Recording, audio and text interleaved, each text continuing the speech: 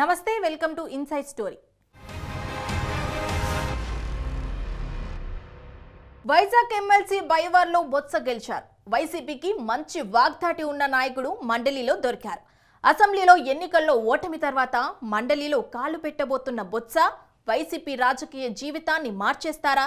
ఎమ్మెల్యేగా మంత్రిగా ఒక ఊపు ఊపిన బొత్స ఎమ్మెల్సీగా ఇరగదీస్తారా?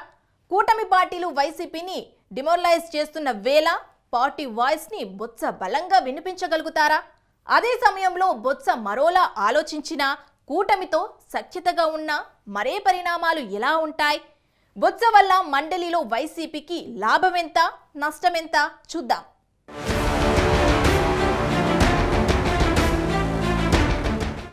వైసీపీ రాజకీయ జాతకాన్ని బొత్స మార్చేస్తారా? ఎమ్మెల్సీగా బొత్స చక్రం తిప్పబోతున్నారా?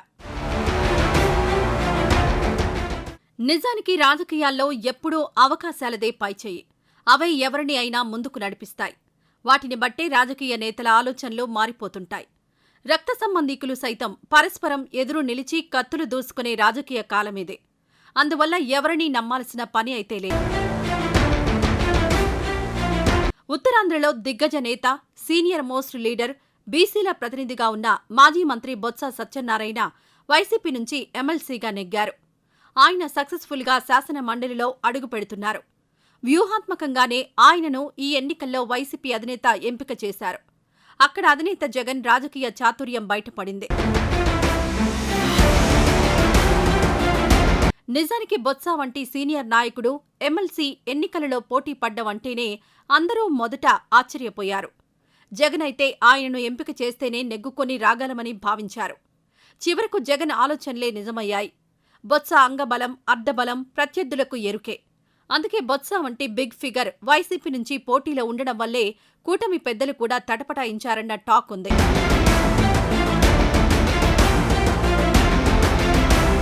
టీడీపీ కూటమి కనుక పోటీలో నిలబడితే కోట్లాది రూపాయల వ్యయంతో కూడుకున్న ఎన్నికగా మారేది.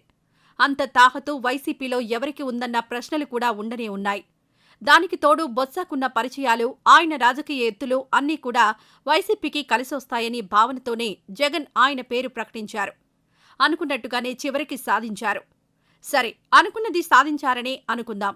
మరి ఇప్పుడు బొత్స కేవలం ఎమ్మెల్సీగానే ఉంటారా అంటే అబ్బే కుదరదు అని అంటున్నారు. మరి ఆయనకిచ్చే ఆఫర్ ఏమై ఉంటుంది? జగన్ బొత్సను ఎమ్మెల్సీ అభ్యర్థిగా పోటీకి పెట్టినప్పుడే ఆయన కండిషన్లు పెట్టారని ప్రచారం సాగింది.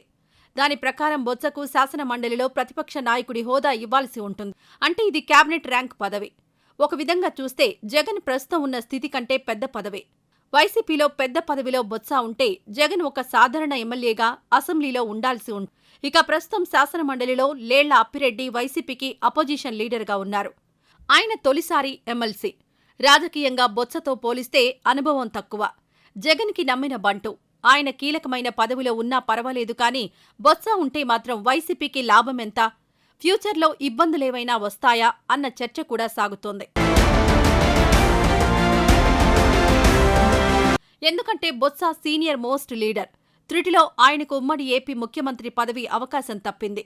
అయినా దాంతో సమానమైన పీసీసీ చీఫ్గా వ్యవహరించారు. ఇక ఆయనది సుదీర్ఘమైన రాజకీయ జీవితం. ఉత్తరాంధ్రలో బలమైన సామాజిక పునాది ఉన్న నేత. ఆయనకు అన్ని రాజకీయ పార్టీలతో మంచి సంబంధాలున్నాయి. అలాంటిది బొత్సను మండలిలో విపక్ష నేతగా చేస్తే ఆయన గట్టిగా వైసీపీ తరపున వాదించగలరని, కూటమిని ఇరుకున పెట్టగలరన్న నమ్మకం జగన్కు ఉందట. ఇది వైసీపీకి రాజకీయంగా లాభమని మాజీ ముఖ్యమంత్రి భావిస్తున్నారట. అదే సమయంలో బొత్స మరోలా ఆలోచించినా, కూటమితో సఖ్యత ప్రదర్శించినా అది వైసీపీకి తలనొప్పిగా ఉంటుందన్న అభిప్రాయాలు లేకపోలేదు. ఎందుకంటే శాసన మండలిలో టీడీపీ కూటమికి మెజారిటీ లేదు.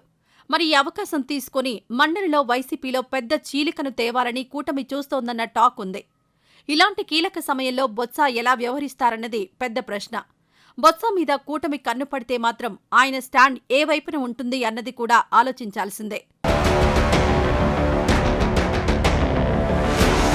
అంతేకాదు కాంగ్రెస్ పార్టీ కూడా ఏపీ మీద కన్నేసింది. బొత్స వంటి సీనియర్ మోస్ట్ లీడర్ని తన వైపు తిప్పుకోవాలని చూస్తోంది. కేవలం బొత్స ఒక్కరూ వస్తే లాభం లేదు. ఆయన వెంట దండిగా నాయకులు కూడా వస్తే ఏపీ పీసీసీ కిరీటం కూడా బొత్సకు అప్పగిస్తారన్న ప్రచారం జరుగుతోంది. నిజానికి ఇవన్నీ వదంతులే కావచ్చు కానీ బొత్స రాజకీయంగా చాలా తెలివైన నాయకుడు. అందున వైసీపీ ఇప్పుడు చాలా క్లిష్ట పరిస్థితుల్లో ఉంది. ఈ నేపథ్యంలో పార్టీ ఇచ్చిన అవకాశాన్ని ఆయన వాడుకుని వైసీపీకి మంచి రాజకీయ ఆయుధం అవుతారా లేక ప్రత్యర్థి పార్టీల వ్యూహాలలో చిక్కుకుంటారా చూడాలి.